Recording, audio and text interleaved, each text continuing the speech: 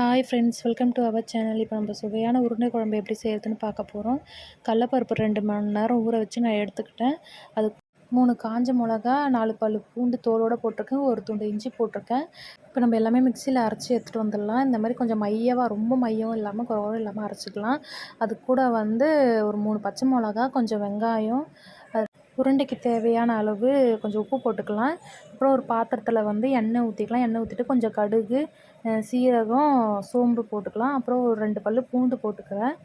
வெங்காயம் போட்டுக்கலாம். வெங்காயம் போட்டு நல்லா வதங்கினதுக்கப்புறம் தக்காளி சேர்த்துக்கலாம். தக்காளி கொஞ்சம் நல்லா வதங்கணும். தக்காளி வதங்கிறதுக்கு நம்ம தேவையான அளவு கொஞ்சம் சால்ட்டு சேர்த்துக்கலாம். தக்காளியும் நல்லா வதங்கினதுக்கப்புறம் ஒரு 1/2 ஸ்பூன் அளவுக்கு மஞ்சத்தூள் போட்டு வீட்டில் அரைச்ச குழம்பு மிளகா பொடியை ஒரு 3 கரண்டி சேர்த்துக்கிறேன். சேர்த்துட்டு அதுக்கப்புறம் அது கூட புளி ஊற வச்சுருக்கேன். ஒரு லெமன் சைஸ் அளவுக்கு அந்த புளி தண்ணியை நம்ம கரைச்சி ஊற்றிக்கலாம்.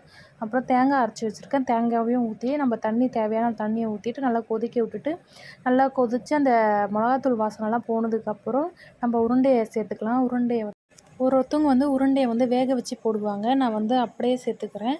கொஞ்சம் ஸ்லோ ஃப்ளேமில் வச்சிடலாம். அடுப்பை ஸ்லோ ஃப்ளேமில் வச்சுட்டு அதுக்கப்புறம் தான் நல்லா வேகும். இப்போ சுவையான உருண்டை குழம்பு தயார். வீட்டில் ட்ரை பண்ணி பார்த்துட்டு எப்படி இருக்குன்னு சொல்லுங்கள். சப்போர்ட் பண்ணுங்கள் என்னோடய சேனலை. தேங்க்யூ.